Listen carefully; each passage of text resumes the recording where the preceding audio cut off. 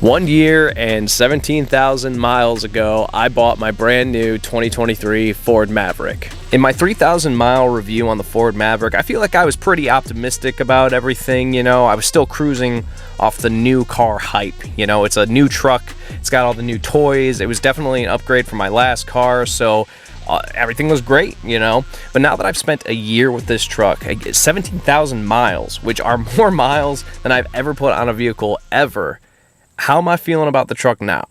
Now, I'm sure you guys can't wait to hear about all the negative things I have to say about this truck, because I definitely have some complaints, but we're going to start off on a positive note, talk about the things that I like about the truck. This isn't really like a full review like I did with my 3,000 mile review. That video, I went over a lot of the features. I'm really not going to do that with this video. We're just going to talk about the things I like, the things I dislike, some of the upgrades I've made to the truck as well. A year later, and I still have not gotten bored of looking at this truck. I think it's just a really nice looking truck overall, especially with the new 2025s coming out that have just like, I don't know what they're doing with the front end. It doesn't look as cool. I think this looks a lot more manly, more truck, you know what I mean? I like it a lot, you know. This paint color I don't see too often, especially paired up with the black appearance package. So, you know, when I'm walking into work or something, I'm always looking back at the truck thinking it's looking sexy, especially with the roof rack now and everything. It's really coming together. I do have some ideas for some future stuff, but overall I have not gotten bored of looking at this truck every day. What got me interested in the Ford Maverick was it wasn't an F-150 or a Ranger. It's a truck, but it's, you know, on the smaller side of things, of course. And I thought, even though it's a small truck, I'm like, this would probably fit pretty well into my life, and it does. Like, it's been great, especially for the weekends. You know, I'm a hiker, kayaker, backpacker, camper, motorcycle enthusiast. You know, I need a truck that can do a lot of things, and this truck has proven very, very useful, very practical. I've been able to haul my friends' gear. Just a lot of little things that I couldn't do with my car before, I can do with the Maverick. So I feel like it's really just fit into my life nicely, and it's opened a lot of doors as well on the practical end. And as far as like a daily ride, like not the weekend stuff, just like going to the store, going to work, it's very nice. The handling is nice. It's very soft on the road. You know, it's pleasant to drive. The audio and sound system is very, very good. It's a very relaxing car to get in. It's a truck, but you know what I mean? Like, it's a very easy vehicle to drive around every day. It always kind of puts a smile on my face, especially now that it's getting colder. You know, I got my heated steering wheel, my heated seats. Like, it's a pretty nice daily, I'll say. The Maverick Lariat is a very comfortable road tripper. I've taken this all around the state of Michigan already, and it's been great for me and my passengers. You know, we've got power plugs and an inverter in the back so they can charge their devices. We've got plenty of charging up here. The suspension is very comfortable. The co-pilot is a total game changer. I mentioned it in my 3,000 mile review, but I use it all the time now, and it really does help reduce driver fatigue. You know, if I'm driving up to Munising, which from Detroit is like 7 hours, I don't want to think most of the ride, right? Like, I want to put it in cruise control and go straight for 7 hours. And with the co-pilot, it really does take a lot of the little things out, the little micro adjustments in the steering, and, you know, just thinking, you know, oh, this guy ahead of me is slowing down, I need to hit the brakes. You know, of course you're still driving, you know what I mean? It's not completely driving itself, but man, it really cuts out on the little things. And I will say that when I road trip in this truck, I do feel a lot less fatigued when I get to where I'm going.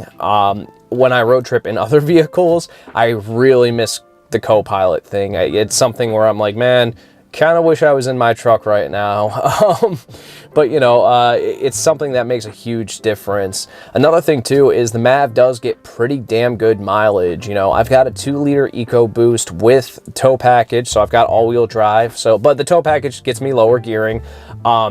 Usually around town with mixed highway and city driving, I'm getting like 26, 27, which is pretty good. On the highway, if I'm babying it on eco mode, I've gotten as high as 34. Realistically, it's probably more like 32 with like actual driving. But if you want to baby it, you can definitely, this thing will definitely sip gas, which I like. And the 16-gallon tank, you know, you fill it up. I can make a tank of gas last like a week and a half, but I do have a short work commute, so Your mileage may vary with that, but overall, it's a beast on the road trips. Having CarPlay, of course, is a huge upgrade from my last car. The sound system is really good. I talked about it earlier in the other video. You know, I'm not a big audiophile. You know, most of the things I listen to are like people talking, so I'm not like, you know, I don't need the best fidelity audio when it comes to music, but I will say a lot of people have complimented the sound system in my truck. So very good, B&O. That, of course, comes with the Lariat package. Definitely worth it. One feature I have found very helpful is the under seat storage. Hard to do that with one hand and a camera, but yeah, this is nice. It's just a cool spot. I got some ratchet straps, my jumper cables. I always keep a couple hoodies in the back from my wife and I. But yeah, just having this space just to toss stuff in, you know. Usually I've got stuff in and out of it. It just depends on the season and everything, but it's been a very, very useful feature for me. One of my favorite features of my Maverick Lariat is the keypad on the outside. I just put in my code, unlock my doors, or I can just hit the tube on them, lock the truck up. Very, very convenient. Sometimes if I'm on a hike or something, I'll just lock my keys in my truck so I don't have to worry about carrying that stuff with me. I come in, I do my code, unlock the truck, and I go about my day. Really, really cool feature overall. Something I wanted to mention before I moved on is the Ford Pass app, and we'll get into it a little bit later, into some of the stuff where it's been an issue, but when it works, which is most of the time, it is very convenient. I like that I can schedule my remote start in the morning. You know, it's so nice, especially on these cold Michigan winter mornings, man. I go to work at 5 in the morning, and walking out to a truck that's already got, you know, the seats are warmed up, the steering wheel's warmed up, the heat's already on, and I didn't have to do anything. It just does it by itself. Man, that is so worth it. Huge big feature for me. I really like that. I do like that I can, you know, check its location. I really haven't had to use that feature too much as far as the truck goes, but it's got some cool, useful features, but mostly I'm in it for the remote start. You know, the scheduled remote start is awesome. Of course, I can lock my doors from anywhere too, which is nice. You know, there's been a couple times where I walked away from the truck and you do the old, did I lock my truck or not? And I just hop on the app, hit the lock, and it locks it. So overall, really cool feature, something that I probably couldn't live without at this point. A comment I get from some people about the Maverick is like, is this truck even useful with that small of a bed? And the answer is yeah, dude. A lot of times when I've had to haul stuff, most of the time I have the tailgate up, and even when I don't, it's just not really a problem. I haven't really ran into anything that I couldn't haul. Of course, there's limitations, but for the most part, I'm just like a normal ass person. I don't have a lot of big stuff to move.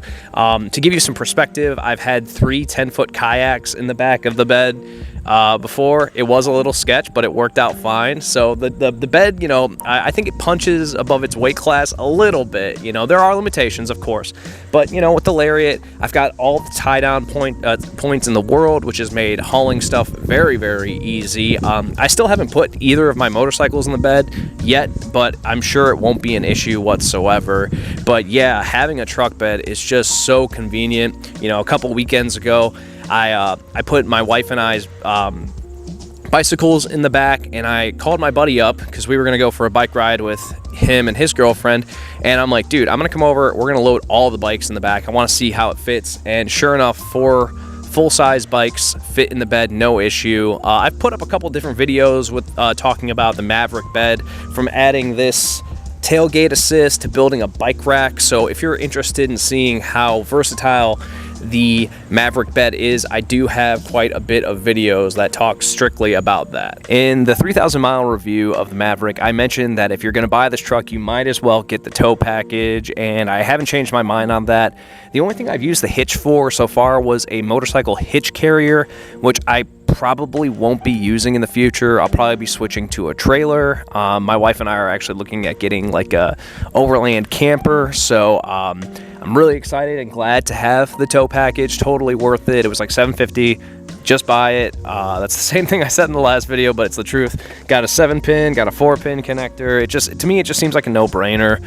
You will have to get the EcoBoost all-wheel drive though, but personally, that's the only way I would want this truck anyway. So the tow package, while I haven't completely utilized it yet, I am so glad that I have it. So far, I've had nothing but nice things to say about the Ford Maverick, but as we all know, no vehicle is perfect, and I definitely have some complaints. My biggest complaint about this truck is the paint. The paint looks great, don't get me wrong, it looks beautiful.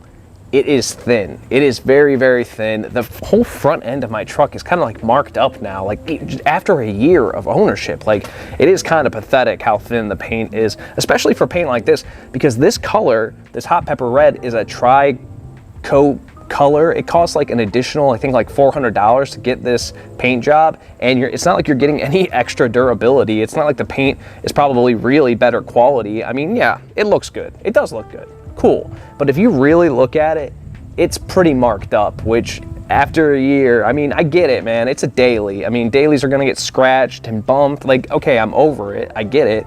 But at the same spot, like every little nick or every little hit on the truck, every little piece of gravel, like, take some paint with it. Like, it's pretty bad in my opinion. Earlier in the video, I praised the sound system in the Ford Maverick, and yeah, it's pretty good. The head unit can be kind of glitchy sometimes. Mine hasn't been as bad as I've heard of other people having problems with it, where it's like almost every other drive they're having issues. My truck is not like that, but about 6 months ago, maybe 8 months ago, I did have an issue where my head unit essentially wasn't updating, and it wouldn't sync with my phone, and the truck wasn't putting out a signal to forward pass. Effectively, the antenna wasn't engaging. So I thought, okay, no big deal. I'll get a USB and I'll download the latest, Ford Sync update onto a USB, and I'll flash it on the Maverick, and my truck would not basically see the USB as like, an input. It wouldn't register it. And so I'm like, okay, well, I'll connect the truck to my Wi-Fi and I'll just do the update that way. And that wouldn't work either. So I had to take my truck to the dealership for them to force an update and fix the truck. After that, I never ever had another issue with it, which is great. But to have so many key features on a new truck, which at the time probably didn't even have like 10,000 miles on it, was really, really annoying. The fact that I couldn't do anything myself to rectify it was just so stupid, because, these days, if you need to take your truck to a dealer, you got to make an appointment. And if you're lucky, it'll be like a week. It'll probably be like 2 weeks, really, before you can even get your truck in. So it's not, despite the fact that flashing an update really isn't a big deal, or time consuming for the technicians, it doesn't matter. You're still going to be waiting. So pretty annoying to be dealing with that with a new truck. But like I said, since then, it's been fine. The reason I mentioned it is because it is annoying. I don't think anybody should be taking their truck or car back to the dealership over a radio issue in the first year. Probably not even the first 5 years realistically. So a bit annoying for sure. Definitely worth mentioning. And while we're on the topic of dealerships, this truck has so many recalls. It's kind of ridiculous. I've gotten 2 of them done. I still have a couple more to do, so that'll be fun. I guess I'll make time for that. I guess I'll just borrow my wife's car for a couple days. I'll call a dealership and they can tell me we'll get you in next month, and then I guess I'll just interrupt my wife's life by driving her car to work. I mean, I'm glad she works from home, that's great, but what about other people? What if you live alone? What if this is your only car? You're gonna just take it in, and it's not like they're gonna give you a rental or anything. Hopefully they can do the recall the same day, but maybe you might have to take a day off work. It's just these little things that can become kind of annoying. Like, yeah, I'll get them done, but I've been dragging my feet because it's just an inconvenience. It's not something anybody really wants to deal with. Another one of my complaints, while I've got you guys in here, is the seats. The seats are comfortable. The Lariat come with this synthetic leather. They look pretty good. There's no perforation on the seats. They do not breathe well. In the summer, even with the AC blasting, I've kind of like gotten out of my truck with like sweat going down my back, which is kind of annoying. Of course, in the winter, they're a little cooler, being leather, or synthetic leather, I should say, which isn't as much of an issue. But man, in the summer, you can just kind of just got to do one of these every once in a while, because there's nowhere for your back to breathe, essentially. And I will say, for road trips, the seats themselves are physically comfortable. They're bolstered pretty nicely. I'm 5'8", 170. I'm not a big guy, so I fit fairly well in these seats. but man, they sweaty. They get so sweaty. There's nowhere to breathe with these, so that is some. I mean, I'm sure I could throw some covers on here, which I probably should do anyway, and that will probably rectify the situation. But I mean, I paid for the leather because I wanted the leather. I'm trying to live like a boss, and I'm feeling like Rick Ross with a sweaty back, if that makes sense. People complain that you can scratch the interior too easy on the Maverick. I mean, it is what it is. I bought it to be a truck. I have a lot of outdoorsy activities where I'm dragging rocks and sand into my truck. I'm personally not too worried about it. To me, for a year, it seemed the interior has held up completely fine. I have no issues with it, but people complain about it, so I figured I'd mention it. Personally, for me, it's a truck. Who cares? So, despite my few complaints on the Ford Maverick, I have really enjoyed driving it every day the past year, and I think I'm going to keep it long term. It just fits into my life really, really well until the day comes where I just need a bigger truck, which at best would probably be a midsize. I just can't see a reason to get rid of it, you know. Of course, it's got some little issues. I mean, kind of every car does these days, unfortunately, but they're not enough to make me dislike the truck. When I bought it, Mavericks were going, you know, well over MSRP. They were marked up. I paid $38K, which was below sticker for my truck, and I don't regret it at all. It's so nice getting in the truck every morning with my fake leather interior, my awesome sound system, you know, my heated seats, my heated steering wheel. I have grown accustomed to this truck, and I really enjoy it. And I've gotten a lot of compliments on the truck. You know, I've got a lot of friends and family that have spent a lot of time in the truck, and they've had a lot of positive things to say. So overall, I really do like the truck, but that doesn't mean I couldn't upgrade it a little bit and make it even better. So let's get into some upgrades. One of the first things I wanted to buy for my Maverick was a tonneau cover. This is a Pro X15 from Truxedo. Rolls down, very low profile, and when you roll it up, it's also pretty small. Kind of pricey compared to some of the other tonneaus I've seen, but it definitely looks a lot better, and it seems very high quality, so I'm sure this will hold up pretty well over the years. Another thing I did was I took my truck to a Line-X shop and had them spray the bed. I didn't want to deal with a drop-in bed liner. I wanted to just spray it, be done with it. The bed liner cost me like $600, which, yeah, it's a bit of money, but the plastic drop-in liners I see are like $400. I'd rather just spend the extra $200 and do it right the first time. Now I can just chuck stuff into my bed, you know, recklessly and not have to worry about anything getting scratched up, which was really, really important to me. I've made some upgrades in the passenger area of the truck. I got this seat cover. I think it's mostly for dogs, but I just got it to cover the seats because I use my back seat area like a trunk during the week. So this was like $30 on Amazon. Fits the truck perfectly, which is awesome. I picked up this trash can with a cup holder. Really cool. I mostly just put like paper stuff in here. I don't like to keep you know, any food, trash, or anything in my truck. I don't want anything getting stinky. So this has been awesome. My friends like using the cup holders, so very, very nice. Oh yeah, and with this seat cover, you can unzip this if you want to pull down the rear center console thing with the cup holders, so that's pretty cool. I have Ford all-weather mats in the rear and front of my truck. I used my Ford points to get those, so I think I paid $10 for the shipping, and I've got all weather mats, which to me is a must-have in any vehicle. So really, really nice. Apparently I need to take them out and spray them. One of my recent additions is this cell phone mount from Rubagrid. I have a full install video if you guys are curious about this. Got that cool red carbon fiber, but what this is a cell phone mount.